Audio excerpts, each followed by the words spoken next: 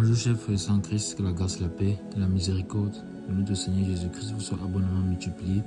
Shalom et bienvenue dans cette nouvelle vidéo de 7 minutes de pain quotidien du 17 août 2026. Nous poursuivons notre lecture dans le livre des Actes des Apôtres, chapitre 16. Et nous allons lire aujourd'hui le verset 18. Nous avons vu dans la vidéo précédente que cette femme vénère, ayant un esprit de python, a continué à déranger les apôtres en les mettant mal à l'aise, en disant pourtant quelque chose de correct. Qu'est-ce qu'elle disait? Elle disait que ces hommes sont les serviteurs du Dieu très haut qui annoncent la voie du salut. Mais ce qu'elle disait en réalité, on a vu que c'était par un esprit de python. Elle parlait de la part d'un esprit de python. Elle était d'ailleurs au service des hommes pour qui elle travaillait, et en devinant leur procurait beaucoup d'argent, de gains, de revenus. Et les œuvres de Satan sont donc terribles. Non seulement elle est dans la souffrance, mais elle est utilisée comme esclave. Voilà ce que Satan fait. Voilà ce qu'est la vie d'un homme sur la terre. Tant qu'il n'a pas donné sa vie à Jésus-Christ, il est esclave. Alors le Seigneur veut te sortir de cet esclavage. Le Seigneur Jésus-Christ veut que tu sortes de l'esclavage de ce monde et que tu arrives à son admirable lumière. Alors c'est le chemin tendu et la main tendue qui t'adresse, qui dirige vers toi, et le chemin de vie qui met devant toi. Alors choisis le chemin de la vie, ne choisis pas le chemin de la mort. Alors si tu n'as pas encore donné ta vie au Seigneur, je t'exhorte à le faire. Et pour cela les Écritures sont claires et c'est facile. C'est facile, tout simplement par la foi. En te repentant de ta vie passée, en te repentant des péchés que tu as commis jusqu'ici, en te repentant de cette vie menée loin de Dieu, et en venant à lui, alors tu reçois le Seigneur Jésus-Christ dans ton cœur. Après t'être repenti, quand tu l'acceptes dans ton cœur comme Seigneur et Sauveur, il t'accorde sa vie, il t'accorde son esprit qui est la vie éternelle. Et là, tu es transporté du royaume des ténèbres donc à son royaume de lumière, au royaume de lumière de Christ. Au royaume de lumière de Christ. Et une fois que tu as fait cela, entre dans les eaux du baptême, fais-toi baptiser. Quel est le but du baptême? Le but du baptême est que tu puisses enterrer la vie nature, que tu puisses marcher en nouveauté de vie selon l'homme nouveau, car l'homme ancien aura été enterré et tu pourras donc profiter des bénéfices de la croix et de la résurrection de Jésus-Christ. C'est également un témoignage, non seulement pour toi, mais également pour le presbytère, que désormais tu appartiens au Seigneur Jésus-Christ, que désormais tout ce qui était lié avant, tout ce qui était rattaché à cette ancienne nature qui désormais est enterré dans les eaux du baptême, alors ça n'a plus de valeur et d'implication dans ta vie, car tu appartiens désormais à Christ et tu es né de nouveau. Ça veut dire que tu es une nouvelle personne. Tu es une nouvelle personne et cela est acté dans le ciel. Alors fais cela si tu n'as pas encore accepté le Seigneur. Alors cette femme criait que ces hommes annoncent la voie du salut. Et on a vu que c'était correct. Mais le problème, c'est que la source n'était pas bonne. Donc nous avons également vu que dans ce temps de la fin où nous sommes, nous avons besoin du discernement pour comprendre par quel esprit la personne qui est en train de me parler est motivée. Quel est l'esprit qui l'anime? Parce qu'il nous faut dans le discernement. Et c'est là qu'on revient encore à l'un des points centraux des vidéos que nous faisons, la dépendance au Saint-Esprit. Comment allons-nous savoir cela si nous n'avons pas cette intimité avec le Saint-Esprit, si nous n'avons pas cette relation avec le Saint-Esprit, si nous ne connaissons pas les Écritures? Parce que ça, c'est aussi également notre point qui s'ajoute. Si nous ne connaissons pas les Écritures, si nous ne méditons pas les Écritures pour connaître Christ, pour comprendre Christ, comment allons-nous savoir cela? Parce que voilà cette femme qui dit la vérité. Cette servante dit la vérité. En fait, elle dit ce qui est correct, ce n'est pas la vérité. Je préfère poser ça de cette façon, parce que la vérité ne sort pas de la bouche de Satan, il est menteur. Elle dit ce qui est correct, mais ce n'est pas la vérité. Alors, il nous faut le discernement. Et donc être conduit par l'Esprit de Dieu. Alors le verset 18, qu'est-ce qu'il nous dit? Elle fit cela pendant plusieurs jours. Paul, fatigué, se retourna et dit à l'Esprit, je t'ordonne au nom de Jésus-Christ de sortir d'elle. Et il sortit à l'heure même. Amen. Le verset 18. Elle fit cela pendant plusieurs jours. Paul, fatigué, se retourna et dit à l'Esprit, je t'ordonne au nom de Jésus-Christ de sortir d'elle. Et il sortit à l'heure même. Amen. Alors, mes bien-aimés, qu'est-ce que nous constatons ici? Nous constatons que l'ennemi Les Écritures disent qu'il rôde comme un lion devant. Il cherche toute occasion pour pouvoir nous faire faillir. Elle a fait cela pendant plusieurs jours. Donc, au lieu d'aller vers d'autres personnes chez qui elle pouvait faire sa divination comme d'habitude et gagner de l'argent, elle était uniquement à la poursuite des apôtres, uniquement derrière eux pour faire cela, uniquement derrière eux pour les troubler, pour troubler le message.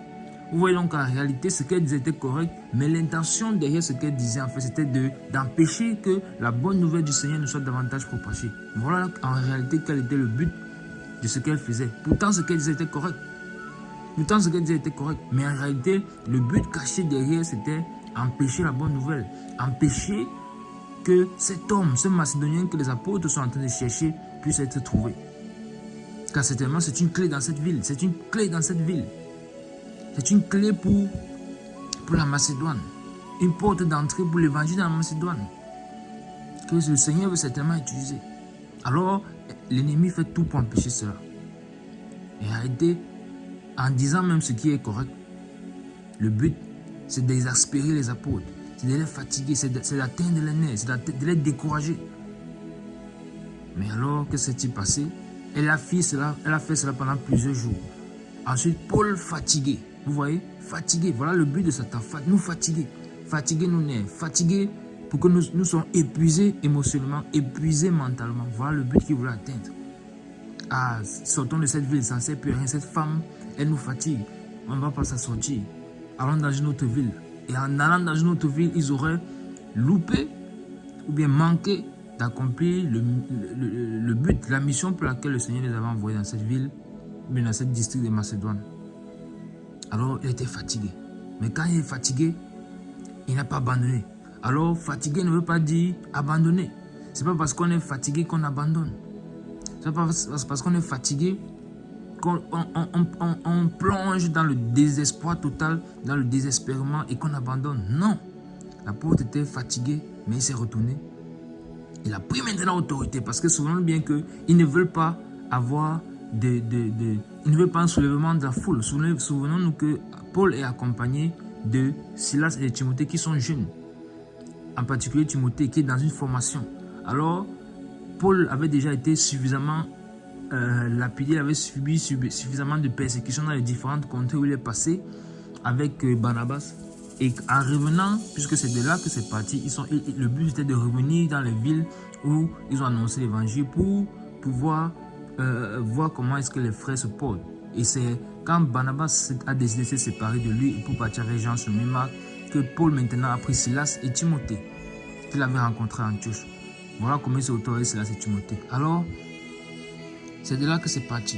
Et quand Paul est donc ici, il avait subi déjà plusieurs persécutions. Il ne veut pas que ces hommes, ces jeunes serviteurs puissent être découragés. On avait également vu cela au verset 6 de ce chapitre 16. L'Esprit de Dieu les a empêchés à 2 reprises d'entrer dans l'Asie. Pourquoi? Parce que ce n'était pas le moment. Et plus tard, les Épîtres, nous comprenons cela. Pourquoi pas l'Asie à ce moment-là? Alors, les voici, ils sont avec lui. Il ne veut pas qu'il y ait le soulèvement. Il veut simplement rencontrer les frères et sœurs à qui il avait déjà annoncé l'évangile. Il ne veut pas un soulèvement populaire. Il ne veut pas une persécution. Il ne veut pas que le but de leur mission soit détourné. Car ça également, c'est une direction qu'ils avaient reçue, Seigneur. Allez voir comment est-ce que les bien-aimés se portent. Donc c'était ça le but de la mission. Et c'est en allant donc qu'arrivé à Philippe, c'est pendant ce moment-là qu'il a reçu cette vision en songe parce qu'il priait pour la direction. Et le Saint-Esprit les a envoyés en Macédoine pour chercher cet homme, ce Macédonien. Alors, et c'est là-bas que quand ils ont identifié le lieu de prière, le lieu du sabbat, ils sont allés vers ce lieu de prière qui était près de la rivière. C'est là-bas que ils ont rencontré Lydie. Lydie a donné sa vie au Seigneur, elle a été baptisée, ainsi que tous les membres de sa famille. Et ils sont repartis encore une fois de plus à cette même rivière. Donc ils n'ont pas changé de lieu.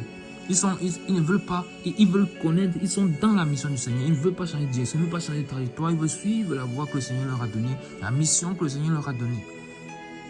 Et donc l'ennemi, qu'est-ce qu'il fait par cette servante ici qui a dit quelque chose qui est correct mais qui n'est pas la vérité? C'est de les décourager.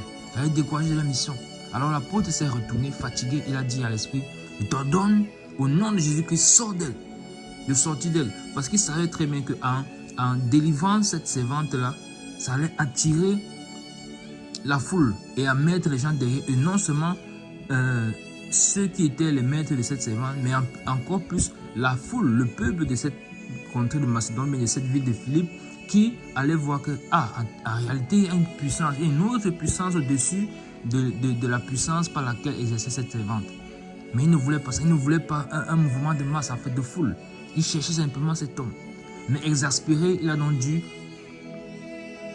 ordonner à cet esprit de sortir de la fille, de cette servante. Et qu'est-ce qui s'est passé? Et il ne pouvait qu'obéir, car l'autorité nous a été donnée. Dans notre bouche, nous avons le pouvoir, nous avons reçu l'autorité de Christ.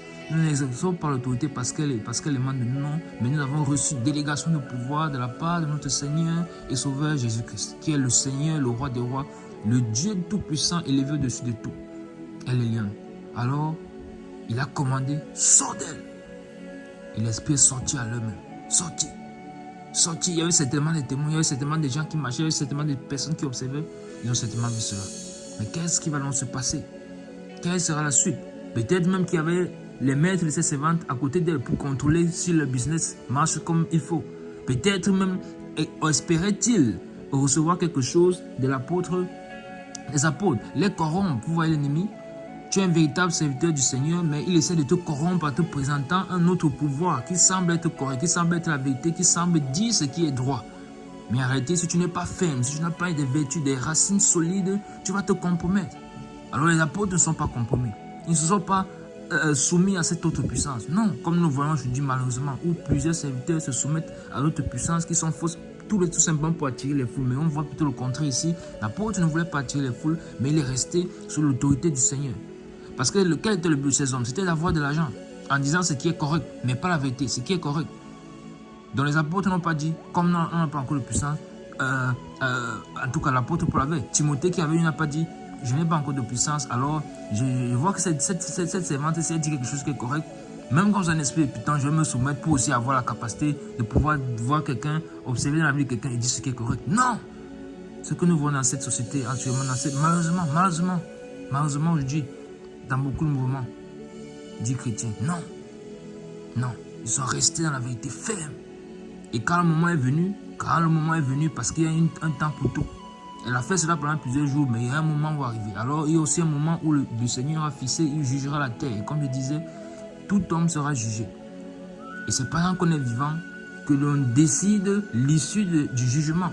Soit en acceptant le Seigneur Jésus-Christ, en échappant au jugement, soit en le refusant, mais ayant déjà la condamnation sur nous, tout simplement parce qu'on a refusé d'accepter la grâce, le don gratuit de Dieu pour nous. Alors qu'il ne soit pas ton partage. Par la grâce du Seigneur, dans la prochaine vidéo, nous verrons qu'est-ce qui va donc se passer après que l'apôtre ait finalement libéré cette servante de cet esprit de Python. Le Seigneur nous enseignera certainement encore d'autres choses dans la prochaine vidéo. Nous arrêtons là pour aujourd'hui. C'était tout pour les 7 minutes de point quotidien ce jour. Que la grâce, la paix et la miséricorde de notre Seigneur Jésus-Christ vous soit abondamment multiplié. Shalom.